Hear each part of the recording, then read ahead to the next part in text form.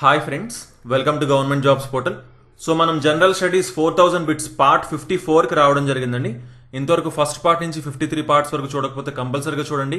క్లియర్గా చూసుకొని టోటల్ మనం 4000 బిట్స్ చెప్పుకుంటామన్నాం. జీకే 500 బిట్స్ కంప్లీట్ అయ్యాయి, జోగ్రఫీ 750 బిట్స్ కంప్లీట్ అయ్యాయి, అండ్ హిస్టరీ 800 బిట్స్ కంప్లీట్ అయ్యాయి, అండ్ పాలిటీ వచ్చేసి 600 బిట్స్ ఆల్రెడీ కంప్లీట్ అయిపోయింది. ఇంకా రిమైనింగ్ ఓన్లీ 100 బిట్స్ మాత్రమే ఉన్నాయి.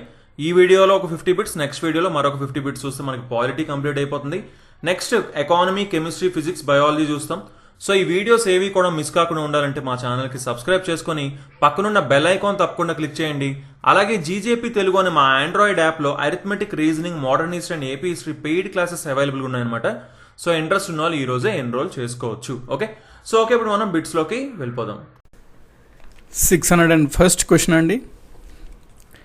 మనకేమడుగుతున్నాడు అంటే, which article of Indian constitution says that parliament has the power to make laws on any matter in the state list if a proclamation of N emergency is in operation. A article తెలియజేస్తుంది అంటున్నాడు. తెలుగులో ఏ article ప్రకారం అత్యవసర ప్రకటన అమల్లో ఉన్నప్పుడు రాష్ట్ర జాబితాలో ఏదైనా విషయం పైన చట్టాలు చేసే అధికారం పార్లమెంటుకు ఏ ఆర్టికల్ ఇస్తుంది అనేది క్వశ్చన్. సో క్వశ్చన్ అర్థమైంది కదండి. మనకి జనరల్గా అయితే షెడ్యూల్ 7లో జాబితాలు ఉంటాయండి. షెడ్యూల్ 7 ఉంటుంది రాజ్యాంగంలో, అందులో జాబితాలు ఉంటాయన్నమాట. కేంద్ర జాబితా అని ఉంటుంది, యూనియన్ లిస్ట్. రాష్ట్ర జాబితా, స్టేట్ లిస్ట్. కంకరెంట్ లిస్ట్ అని ఉంటుంది, ఉమ్మడి జాబితా. నెక్స్ట్ రెసిడ్యూరీ లిస్ట్ అని ఉంటుంది.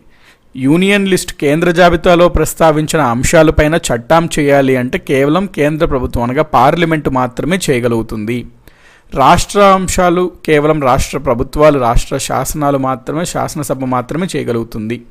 అయితే అత్యవసర పరిస్థితి వచ్చినప్పుడు రాష్ట్ర జాబితాలో ఉన్న అంశాలు పైన కూడా కేంద్రము లేదా పార్లమెంటు చట్టం చేయగలుగుతుంది. అది తెలిపే ఆర్టికల్ ఏది అంటే మనకి ఆర్టికల్ 249 తెలుపుతుందండి ఈ విధంగా. కాబట్టి article 249 is the correct answer. 602nd question, election of members of Rajya Sabha is taken from. మనకు రాజ్యసభ ఎంపీస్ ఉంటారు కదా, సభ్యులు, వారి యొక్క ఎన్నిక విధానం అనేది ఏ దేశ రాజ్యాంగం నుంచి మనం గ్రహించామో ఆ ఎన్నిక పద్ధతి అంటున్నాడు. మనము సౌత్ ఆఫ్రికా యొక్క రాజ్యాంగం నుంచి రాజ్యసభ ఎంపీల యొక్క ఎన్నిక విధానం గ్రహించాము. We borrowed the procedure of election to the member of Parliament Rajya Sabha from the constitution of South Africa. 603rd question, the number of members of Rajya Sabha from states and union territories is అంటున్నాడు. మనకి రాజ్యసభలో చూసుకున్నట్లయితే మొత్తం కలిపి 250 మంది ఉంటారు. ఈ 250లో 238 మంది రాష్ట్రాలు మరియు కేంద్రపాలిత ప్రాంతాల నుంచి వస్తారు. ఇంకొక 12 మందిని భారత రాష్ట్రపతి, ప్రెసిడెంట్ ఆఫ్ ఇండియా నామినేట్ చేస్తారు. అయితే 12 మంది ఎవరిని నామినేట్ చేస్తారు రాష్ట్రపతి గారు అంటే ప్రధానంగా 4 రంగాల్లో బాగా భారతదేశానికి పేరు తెచ్చిన వాళ్ళు, ప్రఖ్యాతిగాంచిన వాళ్ళు అన్నమాట. ఏ 4 రంగాల్లో అంటే arts, literature, science, social services. ఈ రంగాల్లో బాగా పేరు ఉన్నటువంటి, భారతదేశానికి తెచ్చినట్టు వాళ్ళని 12 మందిని రాష్ట్రపతి నామినేట్ చేయడం జరుగుతుంది. ప్రశ్న ఇక్కడ ఏంటి, రాష్ట్రాలు మరియు కేంద్రపాలిత ప్రాంతాల నుండి రాజ్యసభ సభ్యుల సంఖ్య ఎంత అంటే 238 అనేది correct answer. Next 604th question చూద్దాము. Which article of the constitution says that council of states అనగా Rajya Sabha shall not be dissolute. Council of states Rajya Sabha రద్దు చేయబడదని రాజ్యాంగంలోని ఏ ఆర్టికల్ చెప్తుంది అంటున్నాడు. మనకి పార్లమెంట్లో ఉభయ సభలు ఉంటాయి, 2 సభలు. అందులో దిగువ సభ లోవర్ హౌస్ అని ఉంటుంది, ఎగువ సభ అప్పర్ హౌస్ అని ఉంటుంది. లోవర్ హౌస్ని లోక్సభ అంటాము, అప్పర్ హౌస్ని రాజ్యసభ అంటాము. లోక్సభ యొక్క కాలపరిమితి 5 సంవత్సరాలు. రాజ్యసభ యొక్క కాలపరిమితి అంటే ఇది కాలపరిమితి అంటూ ఉండదు, ఇది కంటిన్యూస్ బాడీ అన్నమాట. అంటే దీనికి డిజల్యూషన్, రద్దవడము అనేది ఉండదు. ఎందుకు అంటే ఇందులో ఉన్న సభ్యులు 6 సంవత్సరాలకి రిటైర్ అవుతారు, కానీ ఎవ్రీ 2 ఇయర్స్కి 1/3 మెంబర్స్ రిటైర్ అవుతూ ఉంటుంటారు. సో ఏ పాయింట్ ఆఫ్ టైంలో మనం చూసుకున్నా ఎంతో కొంతమంది సభ్యులు ఉంటుంటారు అనమాట. కాబట్టి ఇది ఎప్పుడు సభ రద్దు అవ్వడం అనేది ఉండదు. కేవలం ఆ సభలోని కొంతమంది సభ్యులు ప్రతి 2 సంవత్సరాలకి రిటైర్ అవ్వడం ఉంటుంది, కానీ ఆ సభ రద్దు అవ్వడం అనేది ఉండదు. కాబట్టి అది తెలిపే ఆర్టికల్ ఏది అంటున్నాడు. ఈ రాజ్యసభ రద్దు అవ్వదు అని సూచించే ఆర్టికల్ ఏది అంటే మనకు ఆర్టికల్ 83 ఈ విషయాన్ని ప్రస్తావిస్తుంది. 605th question. The instrument of accession of Jammu and Kashmir was passed by the Jawaharlal Nehru and Maharaja Hari Singh on. మనకి భారతదేశానికి స్వాతంత్రం వచ్చినప్పుడు ఈ పైన ఉన్నటువంటి ఈ జమ్మూ అండ్ కాశ్మీర్ ప్రాంతంని మన భారతదేశంలో విలీనం చేయలేదు. ఈ జమ్మూ అండ్ కాశ్మీర్ని ఒక సంస్థానంగా ఇండిపెండెంట్ రీజియన్గా ఉంచారు JM&Kని. అప్పుడు JN&Kని పరిపాలిస్తున్న రాజు పేరు మహారాజా హరి సింగ్. ఇతను ఆ ప్రాంతాన్ని స్వతంత్రంగా ఉంచుతాడు అన్నాడు. పాకిస్తాన్లో కలుపుతాను అనలేదు, ఇండియాలో కలుపుతాను అనలేదు. దీని తర్వాత మనకి 1948, 1947, 48 ఈ టైంలో పాకిస్తాన్ ఆక్రమించుకోవాలి అనే ఉద్దేశంతో JNK పైన యుద్ధం చేసింది. దానితో వేరే గతి లేక మహారాజా హరి సింగ్ వచ్చి భారత ప్రభుత్వానికి విన్నపం చేసుకున్నాడు, సహాయం కోరాడు. అప్పుడు భారత ప్రభుత్వం ఒక అగ్రిమెంట్ చేసుకుంది జమ్మూ అండ్ కాశ్మీర్ గవర్నమెంట్తో. ఎస్, మేము మీకు హెల్ప్ చేస్తాము, మేము మీకు ఈ దాడి నుంచి కాపాడతాము, అయితే మీరు భారతదేశంలో విలీనం చేస్తారు అని చెప్పి ఒక అగ్రిమెంట్ సైన్ పెట్టండి, అప్పుడు మేము చేస్తాము అన్నారు. దాంతో హరి సింగ్ మొత్తం రాజ్యం పోయి పాకిస్తాన్ చేతిలోకి వెళ్ళిపోయే బదులు ఇండియాతో ఒప్పందం చేసుకొని ఇండియాలో కలిపి తను పరిపాలించుకోవచ్చు అనే ఉద్దేశంతో ఇద్దరు కలిసి ఒక ఒప్పందంకి వస్తారు. ఆ ఒప్పందం చేసుకొని వాళ్ళు అగ్రిమెంట్ని చేసుకుంటారు. ఆ అగ్రిమెంట్ పేరే instrument of accession of Jammu and Kashmir అంటాం. ఇది ఎవరెవరి మధ్యలో జరిగింది? పాకిస్తాన్ సైడ్ మహారాజా హరి సింగ్, అప్పుడు మన భారత ప్రధాని అయినటువంటి జవహర్లాల్ నెహ్రూ గారి మధ్యలో జరిగింది. ఎప్పుడు జరిగింది మరి ఈ ఇన్స్ట్రుమెంట్ ఆఫ్ యాక్సెషన్ అనేది ప్రశ్న అడుగుతున్నాడు. ఇన్స్ట్రుమెంట్ ఆఫ్ యాక్సెషన్ అక్టోబర్ నెల 26వ తేదీ 1947లో జరిగింది.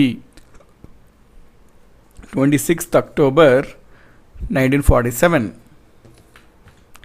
606th క్వశ్చన్ చూడండి. The 11th fundamental duty was added by the.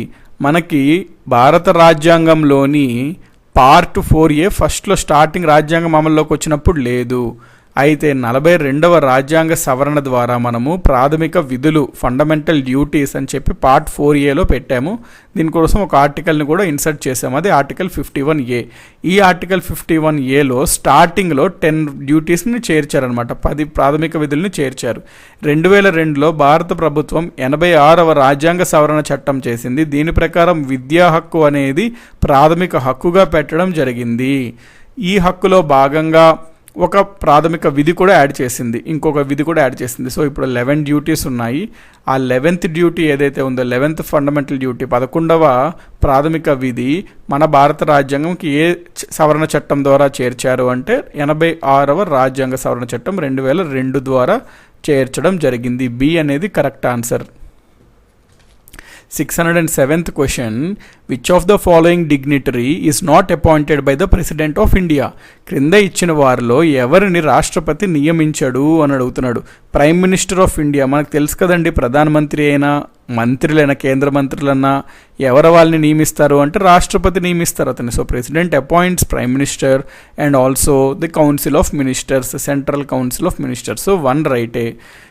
High court, supreme court జడ్జిల్ని, న్యాయమూర్తుల్ని కూడా ప్రెసిడెంట్ గారు నియమిస్తారు. Chief election commissioner, yes absolutely president నియమిస్తారు.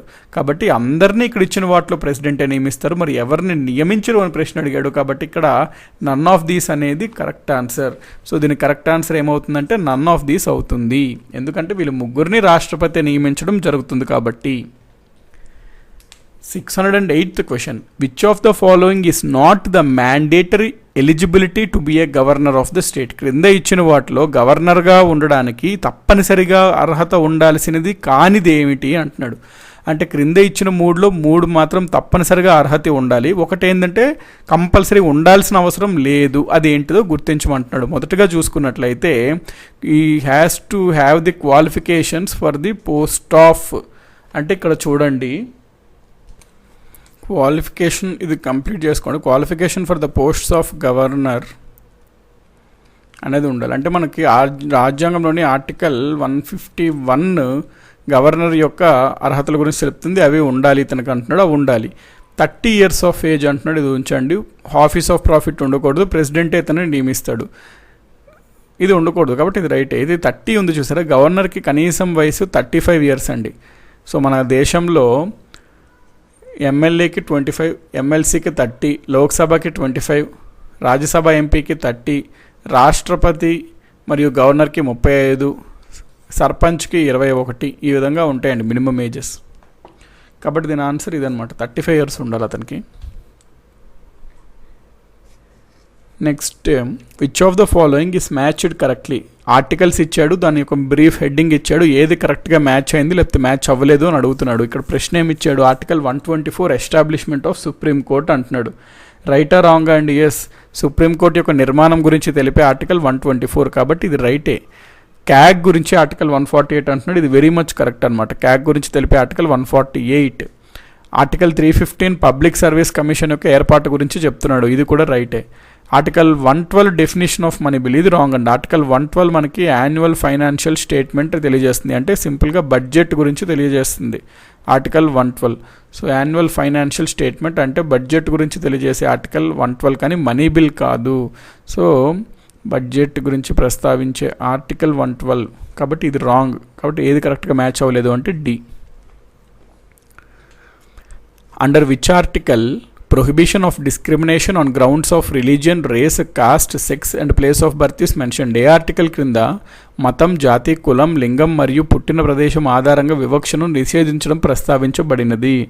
రాజ్యాంగంలోని ప్రాథమిక హక్కుల్లోని ఆర్టికల్ 15 ఉంటుంది కదండి ఫ్రెండ్స్. ఆర్టికల్ 15 మనకి ఏ యొక్క పౌరుడిని ఈ కారణాల చేత వివక్షత చూపరాదు. ఏ కారణాలు? Religion, race, caste, sex and place of birth. ఈ 5 ద్వారా వివక్షత చూపకూడదు.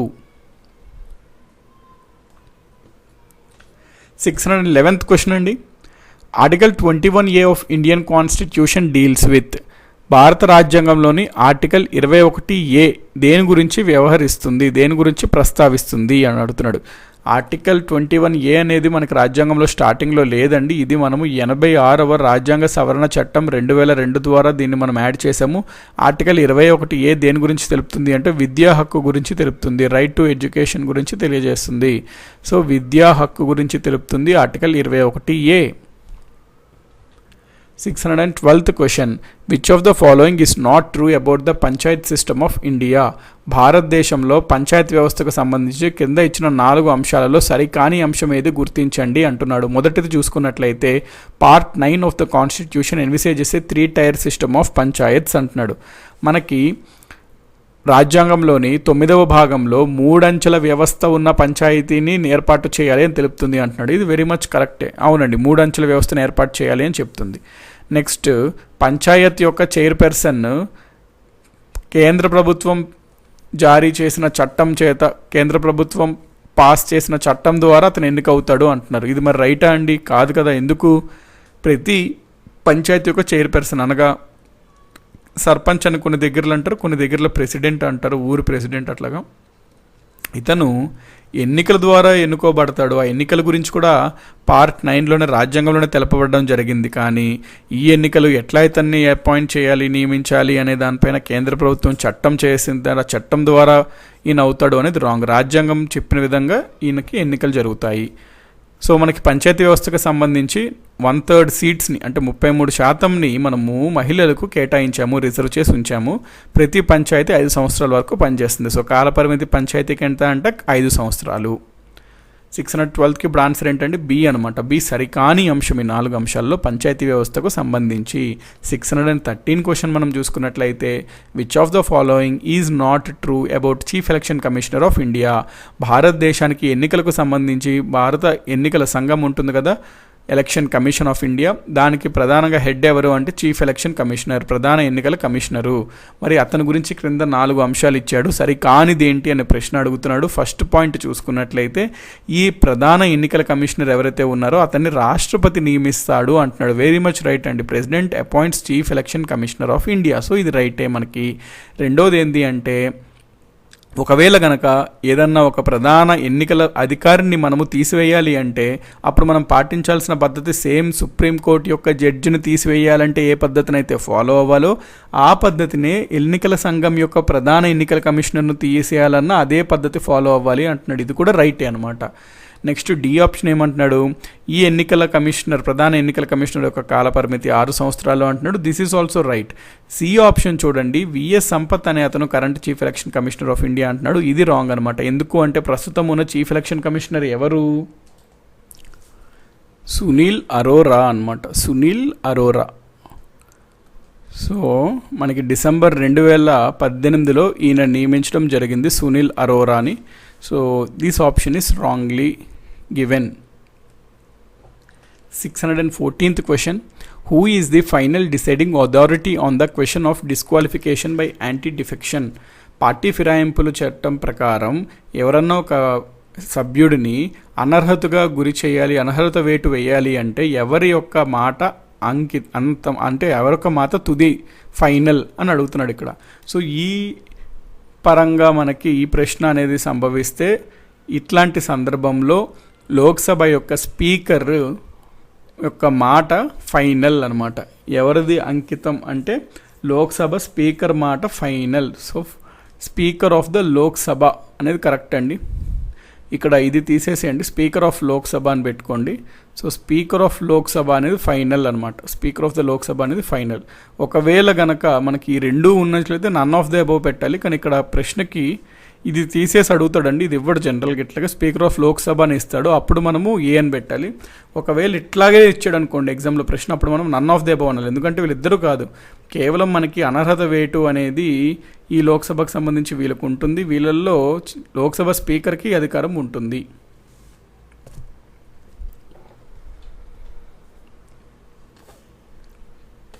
$615th question. The procedure of impeachment of the president as laid down in the Indian Constitution has been borrowed from. భారత రాజ్యాంగంలోని పేర్కొన్న విధంగా రాష్ట్రపతిపై అభిశంసన తీర్మానం ఏ దేశం రాజ్యాంగం నుంచి మనము తీసుకున్నాము అంటున్నాడు. ఇప్పుడు మనకి మన భారత రాజ్యాంగంలో ప్రెసిడెంట్ను తీసివేసే పద్ధతి ఇంపీచ్మెంట్ ప్రాసెస్ అంటాం, అభిశంసన తీర్మానం. దానికి సంబంధించి ప్రస్తావించే ఆర్టికల్ 61. మరి ఈ రాష్ట్రపతిని తీసివేసే విధానం ఏదైతే ఉందో అది కొంచెం టఫ్ అండి. అంటే ఏదన్నా సభలో ప్రవేశపెట్టచ్చు. ప్రవేశపెట్టిన సభలో 2/3 of the total members of the house majority వచ్చి 2 హౌసుల్లో పాస్ అవ్వాలి, అప్పుడే ప్రెసిడెంట్ని తీసివేయచ్చు. సో ఈ యొక్క పద్ధతి ఏదైతే ఉందో తీసివేసే పద్ధతి, అది మనం అమెరికా రాజ్యాంగం నుంచి గ్రహించాము. కాబట్టి answer America, the USA. 616th question. When the offices of both the president and the vice president are vacant, who performs their function? రాష్ట్రపతి మరియు ఉపరాష్ట్రపతి కార్యాలయాలు ఖాళీగా ఉన్నప్పుడు ఎవరి పనిని ఎవరు చేస్తారు? ఎప్పుడన్నా ఒక వ్యక్తి ప్రెసిడెంట్గా ఉండి ఆ ప్రెసిడెంట్ యొక్క పోస్ట్లో కనుక ఖాళీ ఏర్పడితే వెంటనే వైస్ ప్రెసిడెంట్ ఆ పదవిని చేపడతారు. వైస్ ప్రెసిడెంట్ కూడా ఖాళీ పెడితే వెంటనే సుప్రీంకోర్టు యొక్క చీఫ్ జస్టిస్ ఆఫ్ ఇండియా చేయబడతారు. అతను కూడా ఖాళీగా ఉంటే ఎమ్మడే సుప్రీంకోర్టు యొక్క senior most judge of supreme court చేస్తారు. కాబట్టి ఇక్కడ ఆప్షన్లో ఏమడిగాడు ప్రశ్న, ప్రెసిడెంట్ వైస్ ప్రెసిడెంట్ లేకపోతే ఆ పదవిని మరి చీఫ్ జస్టిస్ ఆఫ్ ఇండియా నిర్వర్తించడం జరుగుతుంది. మన భారతదేశంలో ఇది ఎప్పుడన్నా జరిగిందంటే ఒకసారి జరిగింది. హిదయతుల్లా అనే ఒక చీఫ్ జస్టిస్ ఆఫ్ ఇండియా ప్రెసిడెంట్గా ఉన్న అతను ప్రెసిడెంట్ ఖాళీ పదవి అయిన తర్వాత అక్కడ వైస్ ప్రెసిడెంట్ ఎన్నికల్లో పోటీ చేయడం వలన వైస్ ప్రెసిడెంట్కి రిజైన్ చేసినప్పుడు ఆ టెంపరీ టైంలో తాత్కాలిక సమయంలో supreme court chief justice of India అయిన హిదయతుల్లా రాష్ట్రపతిగా వ్యవహరించడం జరిగినది. 617th question చూద్దాము. The president can nominate how many members of the Rajya Sabha? మనకి కేంద్ర లెజిస్లేచర్లో కేంద్ర శాసనంకి సంబంధించి 2 సభలు ఉంటాయి పార్లమెంట్లో. ఒకటి రాజ్యసభ, 2 లోక్సభ. రాజ్యసభలో సభ్యులు మొత్తం 250, అందులో 238 మంది రాష్ట్రాలు కేంద్రపాలిత ప్రాంతాల నుంచి వస్తారు. 12 మందిని రాష్ట్రపతి నియమిస్తారు. సో వీళ్ళని నియమించేది ఏ రంగాల్లో ఉన్న ప్రముఖుల్ని నియమిస్తారు రాష్ట్రపతి అంటే ఫస్ట్ ఆర్ట్స్, దాని తర్వాత లిటరేచరు, దాని తర్వాత సైన్స్, దాని తర్వాత సోషల్ సర్వీసెస్. ఈ రంగాల్లో బాగా భారతదేశానికి పేరు తెచ్చిన వాళ్ళని రాష్ట్రపతి నియమించడం జరుగుతుంది. ఎంతమంది ఉంటారు అంటే వాళ్ళు మొత్తం 12 మంది ఉంటారు. So answer 12 is the correct answer. 618th question అండి. The nomination of a candidate for the election to the office of president must be subscribed by at least. ఒక వ్యక్తి భారతదేశ రాష్ట్రపతిగా ఎన్నికలో పోటీ చేయాలి అంటే అతనికి ఎంతమంది అతన్ని ప్రతిపాదించాలి, ఆ ప్రతిపాదించిన దాని కాకుండా ఎంతమంది ఆ ప్రతిపాదనని బలపరచాలి అని ప్రశ్న అడుగుతున్నాడు. ప్రపోజర్స్ అంటే ప్రతిపాదించాలి వీళ్ళు, సెకండర్స్ అంటే ప్రతిపాదించిన వాళ్ళని వీళ్ళు బలపరచాలి అనమాట. అంటే వీళ్ళు కూడా సమ్మతం తెలపాలి. సో ఎవరన్నా ఒక వ్యక్తి రాష్ట్రపతిగా నించోవాలి అనుకుంటే అతనిని కనీసం 50 మంది ప్రతిపాదించాలి, 50 మంది బలపరచాలి. అయితే 50 మంది ఎవరెవరు ఉంటారు అండి? ఎవరిలో 50 మంది ఉండాలి అంటే ప్రెసిడెంట్ని ఎవరైతే ఎన్నుకుంటారో వాళ్ళని మనం ఎలక్టరల్ కాలేజ్ అని అంటాము. సో ఆ ఎలక్టరల్ కాలేజ్లో ఉన్నటువంటి ఎనీ 50 మెంబర్స్ అనమాట. కాబట్టి 50 మంది ప్రపోజ్ చేయాలి, 50 మంది సెకండ్ చేయాలి, 50 మంది ప్రతిపాదించాలి, 50 మంది బలపరచాలి. 619th question. Who is the only president to have been elected for 2 consecutive terms? వరుసగా 2 సార్లు ఎన్నికైన ఏకైక రాష్ట్రపతి ఎవరు అని అడుగుతున్నాడు. మనకి డాక్టర్ బాబు రాజేంద్ర ప్రసాద్ గారు 2 సార్లు అపాయింట్ అవ్వడం జరిగిందండి. ఈయన ఫస్ట్లో మనకి యాక్చువల్గా 1950 to 52 ఏకగ్రీవంగా ఎన్నుకోవడం జరిగింది. దాని తర్వాత 52 to 57, 57 to 62 ఈ 2 సార్లు ఎన్నికలు జరిగి ఈయన నియమించడం జరిగింది. అయితే ఈయన 2 టర్మ్స్ చేశారనమాట. సో 2 సార్లు ఎన్నికైన ఏకైక రాష్ట్రపతి ఎవరు అంటే బాబు రాజేంద్ర ప్రసాద్. 620th క్వశ్చన్. Who among the following was the main rival candidate against India's first president doctor Rajendra Prasad? భారతదేశపు మొదటి అధ్యక్షుడు డాక్టర్ రాజేంద్ర ప్రసాద్కు వ్యతిరేకంగా ప్రధాని ప్రత్యర్థ అభ్యర్థి ఎవరు? మనకి 1950లో ఎటువంటి అపోజిషన్ లేకుండా ఏకగ్రీవంగా బాబు రాజేంద్ర ప్రసాద్ గారు ఎన్నికవ్వడం జరిగింది. 1952లో మళ్ళీ రాష్ట్రపతి ఎన్నికలు జరిగినప్పుడు రాష్ట్రపతి అయిన మనకి బాబు రాజేంద్ర ప్రసాద్ గారికి వ్యతిరేకంగా ఎవరు పోటీ చేశారు అంటే కేటీ షా అనే అతను పోటీ చేయడం జరిగింది. KT Shah. 621st question. Which of the following presidents of India had shortest tenure? భారతదేశం క్రింద అధ్యక్షులలో అతి తక్కువ కాలం రాష్ట్రపతిగా వ్యవహరించినది ఎవరు అంటున్నాడు. జాకీర్ హుస్సేనా, రాధాకృష్ణనా, వివి గురీనా, బీడీ జట్టీనా? మనకి జాకీర్ హుస్సేన్ గారు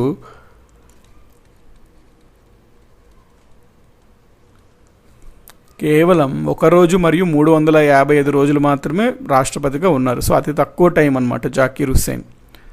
రెండవ అతి తక్కువ అని ప్రశ్న ఒకవేళ అడిగితే ఫఖరుద్దీన్ అలీ అహ్మద్ అని పెట్టాలి మనం. సో ప్రెసిడెంట్ యొక్క కాలపరిమితి 5 సంవత్సరాలుగా సరే ఈయన ఎందుకు ఇంత తక్కువ కాలం చేశారు అంటే ఆయన చనిపోవడం జరిగిందండి మధ్యలో. హెల్త్ రీజన్స్ వల్ల, health grounds. 622nd question. Which among the following statement is correct? క్రింద ఇచ్చిన 4 అంశాల్లో సరైన అంశం ఏది అంటున్నాడు. Number 1, both governor and president occupy constitutional. ఏది సరైనది అంటున్నాడండి. ఏది సరైనది? గవర్నరు రాష్ట్రపతి యొక్క రాజ్యాంగ హోదా బట్టి మాట్లాడుతున్నాడు. ఇక్కడ మనం రాజ్యాంగంలో 2 గురించి ప్రస్తావన ఉంటుంది. 1 ప్రెసిడెంట్, 2 గవర్నరు. సో రాజ్యాంగంలో 2 గురించి ప్రస్తావన ఉంది. ఇతనికి సంబంధించి కొన్ని ఆర్టికల్స్ ఉన్నాయి, ఇతనికి సంబంధించిన కొన్ని ఆర్టికల్స్ ఉన్నాయి. కాబట్టి వీరి 2 ప్రెసిడెంట్ మరియు గవర్నరు భారతదేశంలో 2కి రాజ్యాంగ హోదా అనేది ఉంటుంది. ప్రెసిడెంట్ ఏ విధంగా దేశానికి అధిపతి అయితే గవర్నర్ అదేవిధంగా ఒక రాష్ట్రానికి అధిపతి. 623rd question. Who among the following past presidents of India never served as a chief minister of a state in India? భారతదేశంలో గల అధ్యక్షులలో ఎవరు భారతదేశంలో ముఖ్యమంత్రిగా వ్యవహరించలేదు, పని చేయలేదు అంటున్నాడు.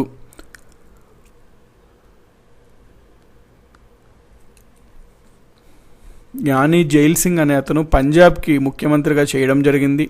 నీలం సంజీవరెడ్డి అన్న అతను ఆంధ్రప్రదేశ్కి ముఖ్యమంత్రిగా చేయడం జరిగింది. డాక్టర్ శంకర్ దయాళ్ శర్మ అన్నతను భోపాల్ రాష్ట్రానికి ముఖ్యమంత్రిగా చేయడం జరిగింది. భోపాల్ రాష్ట్రం కాదు, మధ్యప్రదేశ్ అంటాము, అట్లా తీసుకోకండి. మనకి ఈయన 1952-56 ఈ కాలంలో ముఖ్యమంత్రిగా భోపాల్కి చేయడం జరిగింది. అప్పట్లో ఆ రాష్ట్రాన్ని భోపాల్ అనే పిలిచేవారండి. కాబట్టి జాకీర్ హుస్సేన్ గారు ముందు ఎప్పుడు ముఖ్యమంత్రిగా వ్యవహరించలేదు.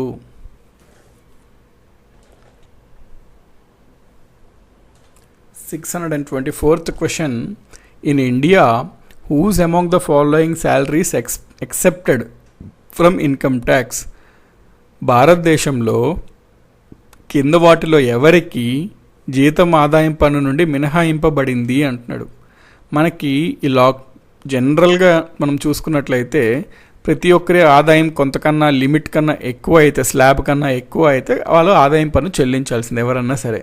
అయితే కేవలం మన భారతదేశంలో భారత రాష్ట్రపతికి ఇచ్చిన అధికారం ఏంటి అంటే అతని జీతభత్యాలపైన ఆదాయము పన్ను అనేది విధించరు. సో రాష్ట్రపతి యొక్క జీతం ఎంత అండి? 5 lakhs rupees అనమాట, 5 lakh rupees. సో వీటిపైన ఇన్కమ్ ట్యాక్స్ అనేది ఉండదు. సో ఎవరు మినహాయింపు ఉందంటే ప్రెసిడెంట్ యొక్క శాలరీ పైన మినహాయింపు ఉంది ఆదాయం పన్ను నుంచి. 625 how many former presidents have been awarded Bharat Ratna till now? ఇప్పటి వరకు ఎంతమంది మాజీ అధ్యక్షులకి భారతరత్న లభించింది అంటున్నాడు. మనకి ఇది కూడా ఇంపార్టెంట్ క్వశ్చన్ అండి, మీకు ఎగ్జామ్స్లో అడగచ్చు. మనం ఇది కంప్లీట్ లిస్ట్ గుర్తుపెట్టుకోవాలి. భారతరత్న ఇప్పటి వరకు మనకి రాష్ట్రపతిలో 6గురికి వచ్చింది.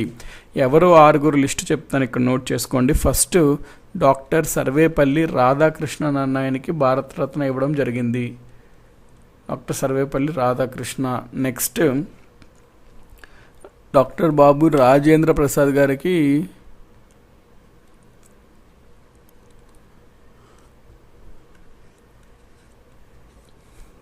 భారతరత్న లభించింది. ఆ తర్వాత జాకీర్ హుస్సేన్ గారికి కూడా లభించింది. ఆ తర్వాత కలాం గారికి లభించింది. ఆ తర్వాత వివి గిరికి వచ్చింది. ఆ తర్వాత ఏపీజే అబ్దుల్ కలాంకి కూడా వచ్చింది.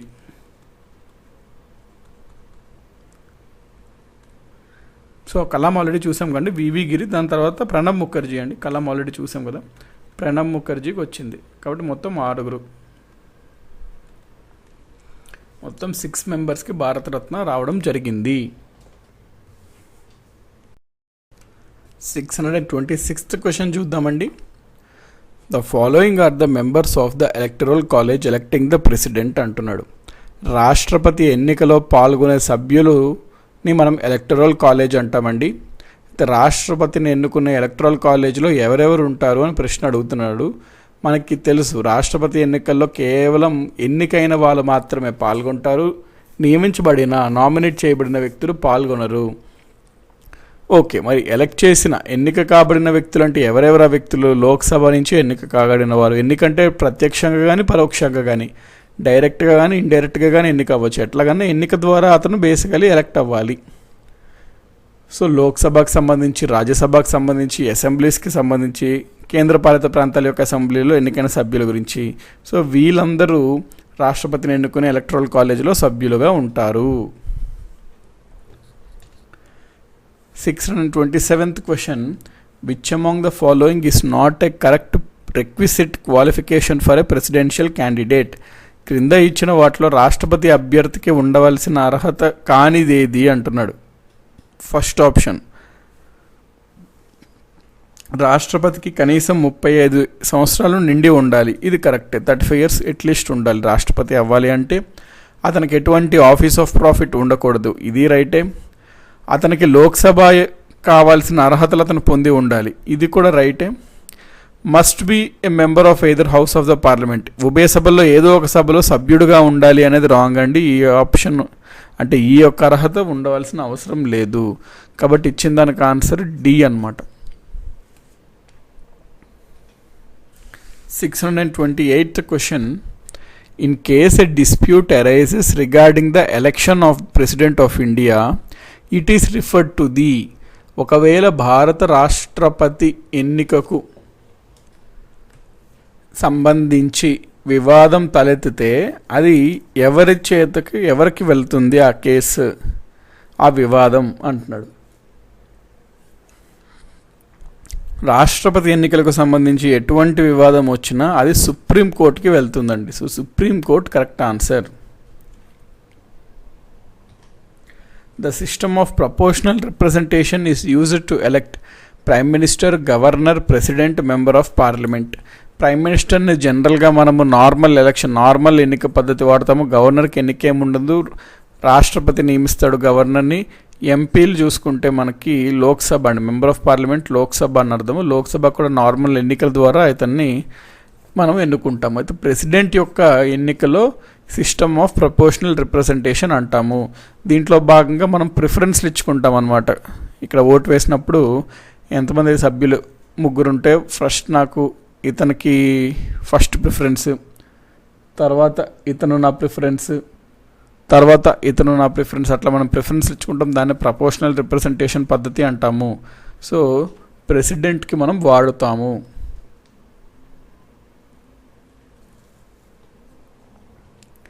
(630) క్వశ్చన్ అండి. According to Indian constitution the vacancy in the office of the president of India shall be filled within, అంటే భారత రాజ్యాంగం ప్రకారం భారత రాష్ట్రపతి కార్యాలయంలోని ఖాళీని ఎన్ని రోజుల్లో భర్తీ చేయాలి? జనరల్గా రాష్ట్రపతిగా ఒక వ్యక్తి ఉన్నారు, ఫర్ సమ్ రీజన్స్ ఆ పదవి ఖాళీ అయింది. అయితే కొత్తగా ఎన్నికలు జరిగి కొత్త వ్యక్తిని ఎన్ని రోజుల లోపల జరగాలి అని భారత రాజ్యాంగం చెప్తుందంటే 6 నెలలు ఇస్తుందన్నమాట కాలం. సో ఈ 6 నెలల్లో వెంటనే ఎన్నికలు పెట్టేసి ఎన్నికల సంఘము కొత్త రాష్ట్రపతిని, ఆ ఎన్నికలో గెలిచిన అతన్ని రాష్ట్రపతిగా పెట్టాలి. సో 6 months అనేది కరెక్ట్, 6 నెలలు.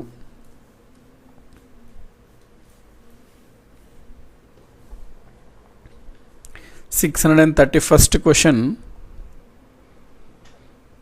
Which among the following articles speaks about impeachment of the president of India? భారత రాష్ట్రపతి అభిశంసన గురించి ఈ క్రింద ఆర్టికల్స్ నిబంధనలలో ఏది మాట్లాడుతుంది అంటున్నాడు.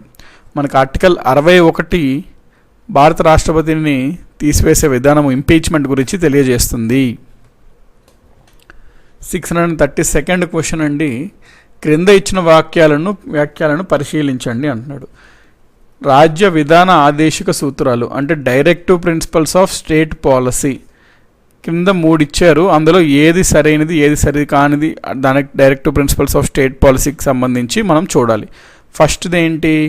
Directive principles of state policy అనేవి సవరించడానికి వీలు కానివి అంటున్నాడు. అంటే దీస్ కెనాట్ బి అమెండెడ్ అంటున్నాడు. రైట్ అయినా లేదు అండి. డైరెక్టివ్ ప్రిన్సిపల్స్ని మనము సవరణ చేయగలుగుతాము, దే కెన్ బి అమెండెడ్. కాబట్టి ఇది రాంగ్.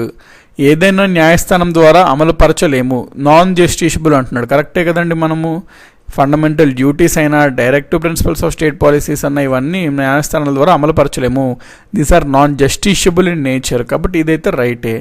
దేశ పాలనలో ప్రాథమికాలు, మనము దేశ పరిపాలన చేస్తున్నప్పుడు ప్రాథమికంగా ఈ సూత్రాలను దృష్టిలో పెట్టుకొని చేస్తే బాగుంటుంది. కాబట్టి ఇది రైటే. 2 and 3 అనేది కరెక్ట్ ఆప్షన్. సో సి అన్నమాట కరెక్ట్. 633 క్వశ్చన్. ఈ క్రింద వానిలో ఏవి రాజ్య విధాన ఆదేశిక సూత్రాలు లోనివి? అంటే మనకి డైరెక్టివ్ ప్రిన్సిపల్స్ ఆఫ్ స్టేట్ పాలసీలో భాగమైనవి ఏవి అంటున్నాడు. ఫస్ట్ చూసుకుంటే రాజ్యం అభివృద్ధి కొరకు శాస్త్రం మరియు సాంకేతికతను పెంపొందించుటకు కృషి చేయాలి. ఇది ఉందా అండి ఆదేశిక సూత్రాల్లో? లేదు.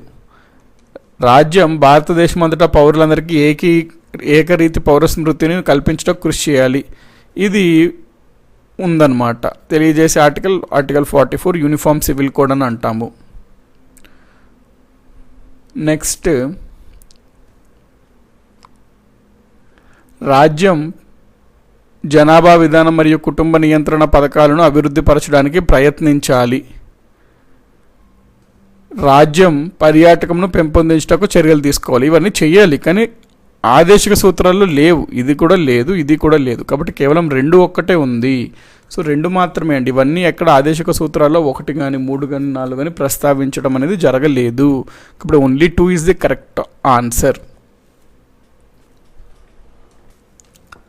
భారత రాజ్యాంగం యొక్క ఏ భాగము అంతర్జాతీయ శాంతి మరియు భద్రతను రాజ్యం పెంపొందించే బాధ్యతను పేర్కొంటుంది? ప్రాథమిక హక్కుల అంటే ఫండమెంటల్ రైట్సా, లేదా రాజ్య విధాన ఆదేశిక సూత్రాల డిపిఎస్పిఆ డైరెక్టివ్ ప్రిన్సిపల్స్ ఆఫ్ స్టేట్ పాలసీనా, అత్యవసర పరిస్థితి నిబంధనల అంటే ఎమర్జెన్సీ ప్రొవిజన్సా, రాజ్యాంగ ప్రవేశిక ప్రియాంబిల్లా అని అడుగుతున్నాడు. మనకి ఆర్టికల్ 36 to 51 ఆదేశిక సూత్రాల గురించి తెలియజేస్తుంది.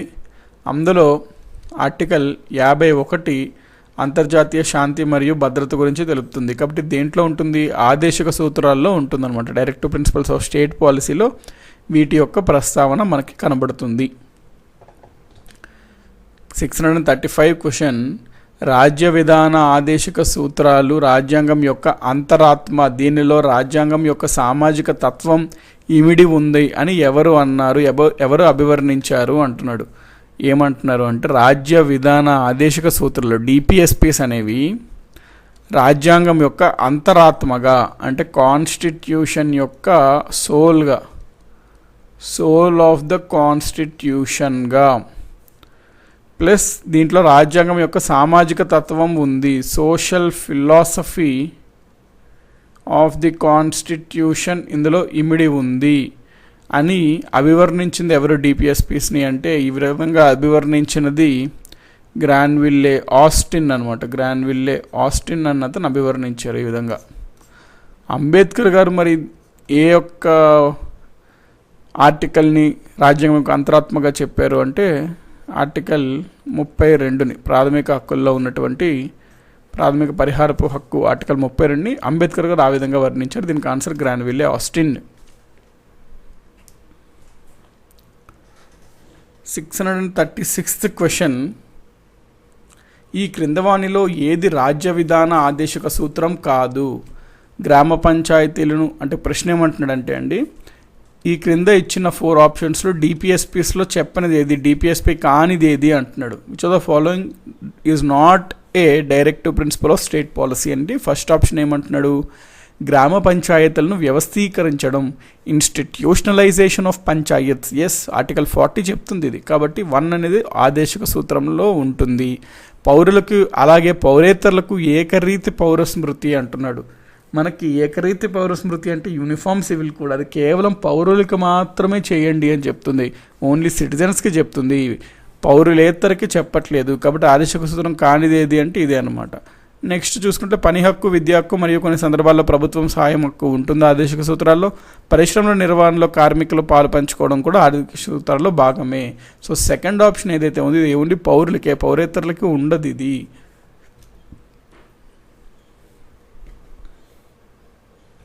$637th క్వశ్చన్, సమాన పనికి సమాన వేతనం అను పదం ఏమిటి అంటే equal pay for equal work అనేది దేని కింద వస్తుంది మనకి? డిపిఎస్పి కింద వస్తుందా, ఫండమెంటల్ డ్యూటీ కింద వస్తుందా, ఫండమెంటల్ రైట్ కింద వస్తుందా, ఇది రాజ్యాంగం హక్కు కింద వస్తుందా, కాన్స్టిట్యూషనల్ రైట్ కింద వస్తుందా అంటే equal pay for equal work అనేది మనకి వెరీ మచ్ పార్ట్ ఆఫ్ ఆదేశిక సూత్రం, directive principles of state policy. So equal pay for equal work అనేది రాష్ట్ర విధాన ఆదేశిక సూత్రం, directive principle of state policy క్రింద వస్తుంది. 638th క్వశ్చన్, ఈ క్రింద ఆదేశిక సూత్రాలలో డైరెక్టివ్ ప్రిన్సిపల్స్ ఆఫ్ స్టేట్ పాలసీలో దేనిని భారత రాజ్యాంగంలో మొదటగా పొందపరచలేదు అంటే మనకి భారతదేశంలో ఉన్నటువంటి మొదట్లో వచ్చిన రాజ్యాంగంలో ఈ ఒక్క ఆదేశిక సూత్రం directive principle of state policy అనేది పొందుపరచలేదు. అయితే ఒక సవరణ ద్వారా దీన్ని పొందుపరచడం జరిగినది. సో ఏ ఆదేశిక సూత్రం అది అని ఇక్కడ ప్రశ్న అయితే మనల్ని అడుగుతున్నాడు.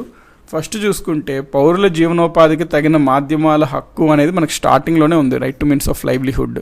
పౌరులకు ఏకరీత పౌర స్మృతి ఆర్టికల్ 44 యూనిఫామ్ సివిల్ కోడ్ ఇది మనకు ముందులోనే ఉంది. ఆవులు మరియు దూడల వధను నిషేధం అంటే కౌ స్లాటర్స్ని బ్యాన్ చేస్తూ ఆర్టికల్ కూడా ముందు నుంచే ఉంది. ఈ ఉచిత న్యాయ సలహా చూసారా, ఆర్టికల్ 39A అని ఉంటుంది. ఇది మనకి ఫ్రీ లీగల్ ఎయిడ్ అంటే ఉచిత న్యాయ సేవ, ఇది మనకి మధ్యలో యాడ్ చేశారనమాట. ఒరిజినల్గా ఉన్న రాజ్యాంగంలో ఇది లేదు. రాజ్యాంగ సవరణ ద్వారా దీన్ని మనము రాజ్యాంగంలోని పొందుపరచడం జరిగింది. కాబట్టి option B is the correct answer. 639th question అండి. ఎసర్షన్ రీజన్ క్వశ్చన్, ప్రతిపాదన మరియు హేతువు. ఎసర్షన్ ఏమంటున్నాడు అంటే రాజ్య విధాన ఆదేశక సూత్రాలు అనగా directive principle of state policies అనేవి న్యాయస్థానాల ద్వారా అమలు పరచబడవు.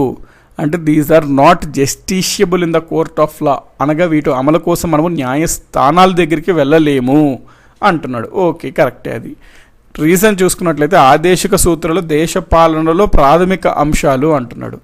మనము రీజన్ చూసుకుంటే అది రైటా రాంగ్గా ఫస్ట్ చూడాలి. అవును, ఆదేశిక సూత్రాలు అనేది దేశపాలన ప్రాథమిక అంశాలే, నో డౌట్, రైటే. కాకపోతే ఎసర్షన్కి అది సరైన వివరణ ఇస్తుందా లేదా చూడాలి. ఎసర్షన్ రైట్, రీజన్ అయితే రైట్. ఇక్కడ వరకు వచ్చాం మనం. ఇప్పుడు ఇది సరైన వివరణ ఇస్తుందా అంటే ఇవ్వట్లే కదండి. దీనికి దానికి అసలు సంబంధం లేదు, ఏకి ఆర్కి. కాబట్టి ఏ రైట్, ఆర్ రైట్, కానీ ఆర్ అనేది ఏకి సరైన వివరణ అయితే ఇవ్వట్లేదు అనేది మన ఆన్సర్. కాబట్టి 639కి b is the correct option. 640th question. The minimum and maximum age for a candidate to contest elections for President of India's office. భారత రాష్ట్రపతి కార్యాలయానికి ఎన్నికలలో పోటీ చేయడానికి అభ్యర్థికి కనీస మరియు గరిష్ట వయసు. ఒక అభ్యర్థి రాష్ట్రపతిగా పోటీ చేయాలి అంటే అతనికి కనీస వయసు కావాల్సిన అవసరం ఉంటుంది. అది ఎంత అంటే 35 సంవత్సరాలు. మరి మ్యాక్సిమం ఎంత వయసు ఉంటుంది అంటే ఎప్పుడన్నా గుర్తుపెట్టుకోండి, మినీ మ్యాక్స్ రూల్ అంటాం. మినీ మ్యాక్స్ రూల్ ఏం చెలుపుతుంది అంటే ఏదన్నా ఒక పదవికి మినిమం ఏజ్ ఉండాలి అనే అర్హత ఉంటే ఆ పదవికి మ్యాక్సిమం ఏజ్ అనే కండిషన్ ఉండదు. అదేవిధంగా ఏదన్నా ఒక పదవికి మ్యాక్సిమం ఇంత ఏజ్ అనే కండిషన్ ఉన్నట్లయితే ఆ పదవి రావాలంటే అభ్యర్థికి మినిమం ఇంత వయసు ఉండాలి అనే కండిషన్ ఉండదు. మరి రాష్ట్రపతి గురించి మాట్లాడుతున్నప్పుడు మనకి మినిమం కండిషన్ ఉంటుంది, 35 సంవత్సరాలకు అతను ఉండాలి అని.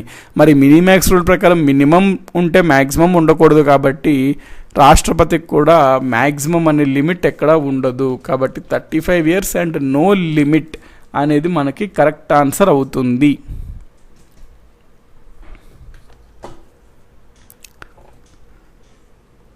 641st question.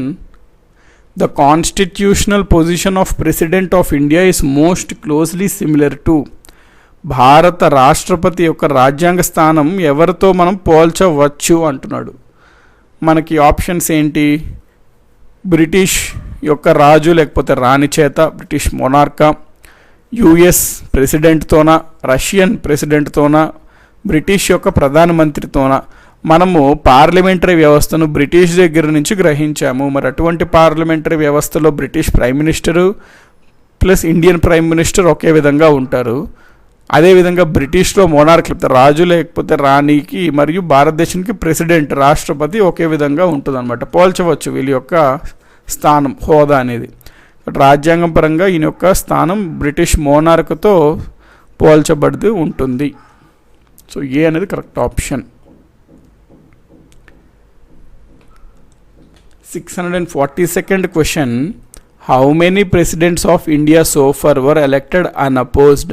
ఇప్పటి వరకు భారతదేశంలో ఎంతమంది అధ్యక్షులు ఏకగ్రీవంగా ఎన్నికయ్యారు అండి? ఏకగ్రీవంగా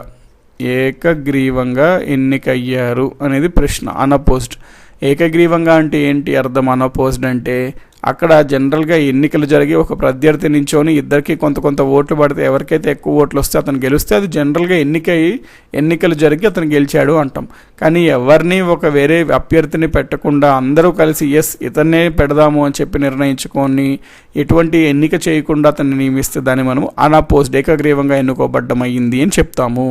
సో భారతదేశంకు సంబంధించి ఇప్పటివరకు ఏకగ్రీవంగా ఎంతమంది ఎన్నుకోబడడం జరిగింది అనేది ఇక్కడ ప్రశ్న అడుగుతున్నాడు. ఇది కొంచెం కాంట్రవర్షియల్ క్వశ్చన్ అండి. ఎందుకు అంటే ఇక్కడ యాక్చువల్లీ 80% ఆఫ్ ద బుక్స్లో ఏమని తెలుపుతాడు దీనికి ఆన్సర్ అంటే 1 అని తెలుపుతాడు. ఎందుకు అంటే 1977లో నీలం సంజీవరెడ్డి గారు రాష్ట్రపతిగా ఏకగ్రీవంగా ఎన్నుకోబడడం జరిగింది. 1 ఇదైతే కరెక్టే. కొన్ని బుక్స్ 2 అంటారు. ఎందుకు అంటే మనకి 1950 వరకు రాజ్యాంగ పరిషత్ ఉండేది, కాన్స్టిట్యూయెంట్ అసెంబ్లీ. రాజ్యాంగాన్ని తయారు చేయాలన్నమాట ఆ సభ. దానికి అధ్యక్షుడిగా బాబు రాజేంద్ర ప్రసాద్ గారు వ్యవహరించారు. 1950లో రాజ్యాంగం అనేది అమల్లోకి వచ్చింది. అది అమల్లోకి వచ్చినప్పుడు ఆబ్వియస్లీ రాజ్యాంగ పరిషత్తుకు అప్పటి వరకు వ్యవహరిస్తున్న అధ్యక్షుడినే భారత రాష్ట్రపతిగా పెట్టడం జరిగింది, భారతదేశానికి అధ్యక్షుడిగా పెట్టడం జరిగింది. సో 1950 నుంచి 1952 వరకు కూడా బాబు రాజేంద్ర ప్రసాద్ గారిని ఏకగ్రీవంగా ఎన్నుకొని రాష్ట్రపతిగా భారతదేశానికి అధ్యక్షుడిగా పెట్టడం జరిగింది. అయితే తర్వాత అపోజిషన్ వచ్చింది. 1952 ఎన్నికలు జరిగినప్పుడు కేటీ షా అపోనెంట్ పెట్టుకొని ఎన్నికలు జరిగింది 57 వరకు. సో మళ్ళీ 57లో కూడా అపోనెంట్ పెట్టుకొని ఎన్నికలు జరగడం జరిగింది. ఈ రకంగా చూసుకున్నట్లయితే మరి ఈ 2 సంవత్సరాలు ఇతన్ని కూడా ఎవరైతే రాజ్యాంగ పరిషత్ యొక్క అధ్యక్షుడు ఉన్నాడో అతన్నే భారతదేశానికి అధ్యక్షుడిగా పెట్టడం జరిగింది. కాబట్టి మరి ఈ పాయింట్ కూడా మనం పరిగణనలో తీసుకోవాలి. కాబట్టి కొన్ని బుక్స్ 2 అంటాయి. మీరు ఎగ్జామ్లో ఈ క్వశ్చన్ వస్తే 1A అని పెట్టండి ఆప్షన్ అయితే, ఆ మ్యాక్సిమం ఇది యాడ్ మార్క్ కానీ క్వశ్చన్ తీసివేయడం కానీ జరుగుతుందండి, ఎందుకంటే కొంత కాంట్రవర్సీ ఉందన్నమాట ఈ క్వశ్చన్లో. 643rd question, impeachment of the president can be initiated in. రాష్ట్రపతి యొక్క అభిశంసన తీర్మానం లేదా మహాభియోగి తీర్మానం ఎక్కడ ప్రవేశపెట్టవచ్చు? కేవలం లోక్సభలోనా, కేవలం రాజ్యసభలోనా, లేకపోతే ఉభయ సభల్లో ఏదన్నా సభలో ప్రవేశపెట్టచ్చా, లేకపోతే సుప్రీంకోర్టులోనే మాత్రం ప్రవేశపెట్టాలా అని అడుగుతున్నాడు. మనకి పార్లమెంట్లో 2 సభలు ఉంటాయి, ఒకటి లోక్సభ, 2 రాజ్యసభ. ఏ సభలో అన్నా మనము రాష్ట్రపతిని తీసివేసే తీర్మానం అనగా అభిశంసన తీర్మానం లేకపోతే దాన్నే మహాభియోగ తీర్మానం అంటామో ప్రవేశపెట్టచ్చు. కాబట్టి it can be introduced in Lok Sabha or Rajya Sabha. So in either house of పార్లమెంట్లో మనం ప్రవేశపెట్టవచ్చును. 644th క్వశ్చన్, ఈ క్రింద వాటిలో ఏది రాజ్య విధాన ఆదేశక సూత్రాల ఆశయం కాదు? Directive principles of state policy యొక్క ఆశయాలు కానిది ఏది క్రింద ఇచ్చిన వాటిలో అంటున్నాడు. ఆశయాలు అంటే ఎయిమ్, గోల్, పర్పస్. సో సంక్షేమ రాజ్యం ఏర్పాటు అంటే వెల్ఫేర్ స్టేట్ని ఏర్పాటు చేయడం. అవును, మరి ఆదేశక సూత్రాలు directive principles of state policy welfare స్టేట్ని క్రియేట్ చేయాలి అని చెప్తే కదండి. సో ఇది రైట్. సామాజిక ఆర్థిక న్యాయం కల్పించుట అంటే సోషల్ ఎకనామిక్ జస్టిస్ భారత ప్రజలకు అందించుట. అవునండి, డైరెక్టివ్ ప్రిన్సిపల్స్ వీటి కోసము మనకి చెప్తుంటాయి, సోషల్ ఎకనామిక్ జస్టిస్ని కల్పించడం కోసం తోడ్పాటు అవుతాయి. లౌకిక రాజ్య ఏర్పాటు సెక్యులర్ కంట్రీగా చూడడానికి ట్రై చేస్తాయి మన directive principles of state policy, ఇది రైటే.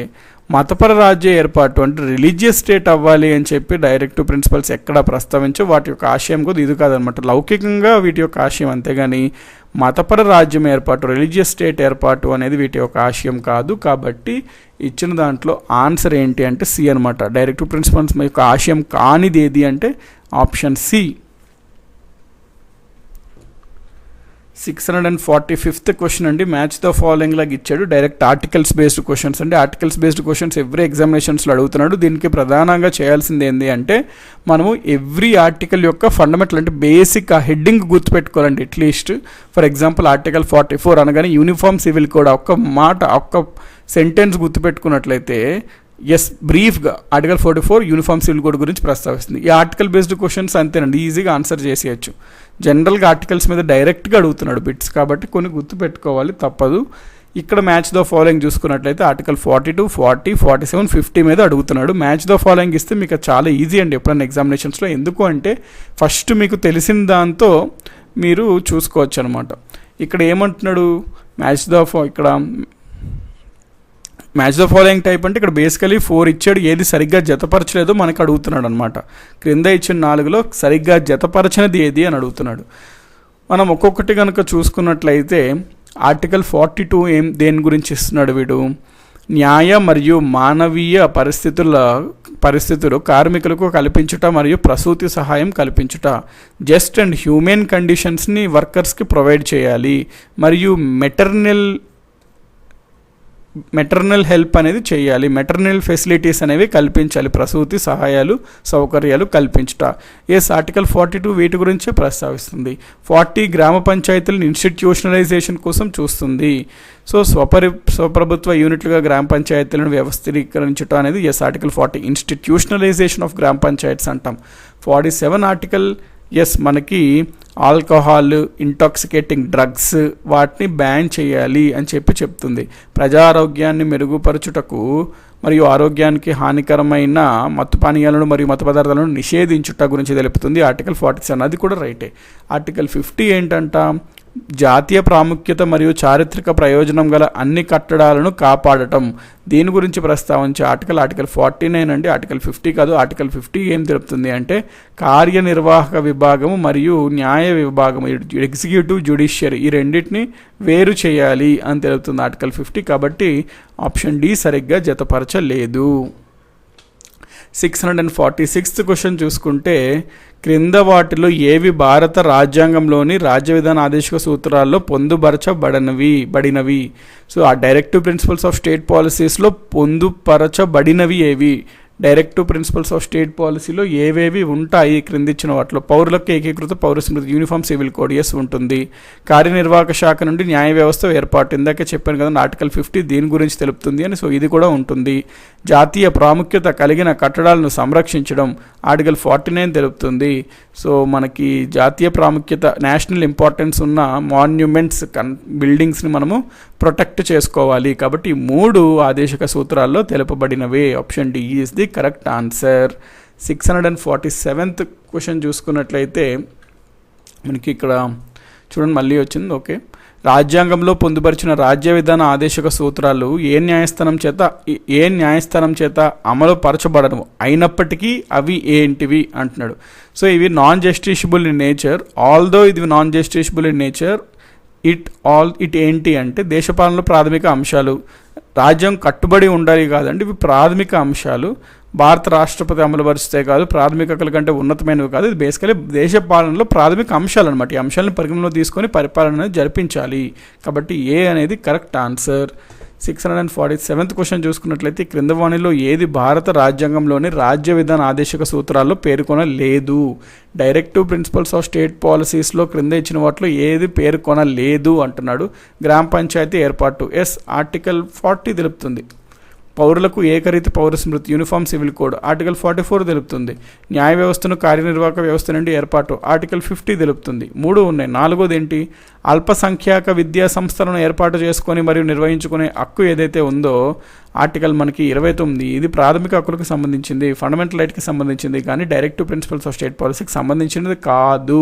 కాబట్టి ఆప్షన్ డి అనేది డైరెక్టివ్ ప్రిన్సిపల్స్ ఆఫ్ స్టేట్ పాలసీలో పేర్కొనలేదు. 648th క్వశ్చన్ చూస్తే భారత రాష్ట్రపతి పదవి ఖాళీగా ఎప్పుడు ఎలా అవుతుంది అంటే అతని యొక్క పదవీకాలం ముగిసినప్పుడు ఎస్, అతను రాజీనామా చేసినప్పుడు ఎస్, అతని యొక్క అభిశంసన తీర్మానము రాజ్యసభలో ఉన్నప్పుడు. మనం గుర్తుపెట్టుకోండి, రాష్ట్రపతిని నిర్మూలించే తీర్మానాన్ని అభిశంసన తీర్మానం అంటాం. ఆ తీర్మానం లోక్సభలో కానీ రాజ్యసభలో కానీ ప్రవేశపెట్టచ్చు. ఈ సభలో మనకి చర్చ జరుగుద్ది, దానిపైన ఓటింగ్ జరుగుద్ది. మొత్తం సభ్యుల సంఖ్యలో 2/3 వంతు మెజారిటీతో పాస్ అవ్వాలి. అప్పుడు ఒక సభలో పాస్ అయిన తర్వాత ఇంకో సభలోకి వెళ్తుంది, అక్కడ కూడా చర్చ జరిగి ఓటింగ్ జరిగి ఇదే మెజారిటీ వచ్చినట్లయితే 2 హౌసెస్లో పాస్ అయినట్లు అవుతుంది. అప్పుడు రాష్ట్రపతిని తీసివేయడం జరుగుతుంది. కానీ ఇక్కడ ప్రశ్నలో ఏమడుతున్నాడు, కేవలం రాజ్యసభలో ఆ యొక్క తీర్మానం అనేది చర్చలో ఉంటున్నప్పుడు రాష్ట్రపతి యొక్క పదవి ఎట్లా ఖాళీ అవుతుందండి? అవ్వదు, కంప్లీట్లీ పాస్ అవ్వాలి ఉభయ సభలో. కేవలం రాజ్యసభలో అది పరిగణంలో ఉంది అన్నప్పుడు అతను రాష్ట్రపతి పదవి కోల్పోవడు. కాబట్టి ఇది wrong, only A and B is correct. 649th question చూసుకుంటే కరెక్ట్గా మ్యాచ్ కానిది ఏది అంటున్నాడు. Article 54 presidential election. అవునండి, మనకి రాష్ట్రపతి ఎలక్షన్కి సంబంధించి ఎలక్టరల్ కాలేజ్ అంటే ఎవరెవరు పాల్గొంటారు రాష్ట్రపతి ఎన్నికల్లో అనే ఎలక్టరల్ కాలేజ్ అంటాం వాళ్ళని. దాని గురించి ప్రస్తావించేది ఆర్టికల్ 54. ఆర్టికల్ 55 దేని గురించి చెప్తుందంటే రాష్ట్రపతి ఎన్నిక విధానం గురించి తెలియజేస్తుంది. So manner of presidential election గురించి తెలియజేస్తుంది. Article 60 procedure for impeachment of the president అంటున్నాడు. ఇది రాంగ్ అండి. మనకి ఆర్టికల్ 61 ఇంపీచ్మెంట్ గురించి తెలియజేస్తుంది, అభిశంసన తీర్మానం గురించి తెలియజేస్తుంది, కానీ ఆర్టికల్ 60 కాదు. కాబట్టి సరిగ్గా జతపరిచినది ఏంటంటే ఆబ్వియస్లీ ఇదే అవుతుంది. ఆర్టికల్ 123 ఎస్ ఆర్డినెన్సెస్ గురించి ప్రస్తావిస్తుంది. ఆర్డినెన్స్ అంటే ఏంటి అంటే పార్లమెంటు సమావేశంలో లేనప్పుడు ఏదైనా ఇంపార్టెంట్ చట్టాలు చేయవలసి వస్తే అప్పుడు రాష్ట్రపతి చేత ఆ ఆర్డర్స్ పాస్ చేయిస్తారు, వాటిని ఆర్డినెన్స్ అంటారు. మళ్ళీ తిరిగి పార్లమెంట్ సమావేశం అయిన తర్వాత ఈ ఆర్డినెన్స్ని బిల్ రూపంలో ప్రవేశపెడతారు, అవి పాస్ అవ్వాలి, పాస్ అయితే అవి చట్టం అవుతుంది. 650th క్వశ్చన్ అండి, క్రింద ఇచ్చిన అంశాలలో సరికానిదేది అంటున్నాడు. ఫస్ట్ది మనం చూసుకున్నట్లయితే రాష్ట్రపతి ఎన్నికల్లో రాష్ట్ర శాసనసభకు సంబంధించి ఎలక్టెడ్ నామినేటెడ్ మెంబర్స్ పాల్గొంటారు. నామినేటెడ్ అనే పదం కనబడితే అది రాంగ్ అండి ప్రెసిడెంట్ ఎలక్షన్స్లో, ఎందుకంటే ఓన్లీ ఎలక్టెడ్ అనే పదం మాత్రమే కనబడాలి, సో ఇది రాంగ్. యూనియన్ ఎగ్జిక్యూటివ్ అంటే president, vice president, prime minister, attorney general ఉంటారు, ఇది రైట్. యూనియన్ ఎగ్జిక్యూటివ్లో వీళ్ళందరూ ఉంటారు. రాష్ట్రపతి యొక్క ఇంపీచ్మెంట్ అనేది రాజ్యాంగం ఉల్లంఘన జరిగినప్పుడే ఇది ప్రవేశపెట్టచ్చు. అవును, రాష్ట్రపతిని నిర్మూలించాలంటే ఒకటే ఒక గ్రౌండ్ ఉంది, అది రాజ్యాంగం ఉల్లంఘన. ఆర్టికల్ 56 రాష్ట్రపతి యొక్క టెన్యూర్ గురించి మాట్లాడుతుంది, ఇది రైట్. రాష్ట్రపతి యొక్క పదవీ కాలం గురించి మాట్లాడుతుంది. కాబట్టి రాంగ్ ఆప్షన్ ఏంటండి ఇందులో? ఏ అనేది రాంగ్ ఆప్షన్. సో నామినేటెడ్ సభ్యులు పాల్గొనరు, ఇది పాయింట్ అనమాట ఇక్కడ. సో దీంతో 650 క్వశ్చన్స్ కంప్లీట్ అయినాయండి. ప్రతి క్వశ్చన్ నోట్ చేసుకుని రివైజ్ చేస్తుండండి, డైరెక్ట్గా మీకు ఎగ్జామినేషన్స్లో రావచ్చు, డెఫినెట్లీ యూస్ఫుల్ అవుతాయండి ఎగ్జామ్స్లో.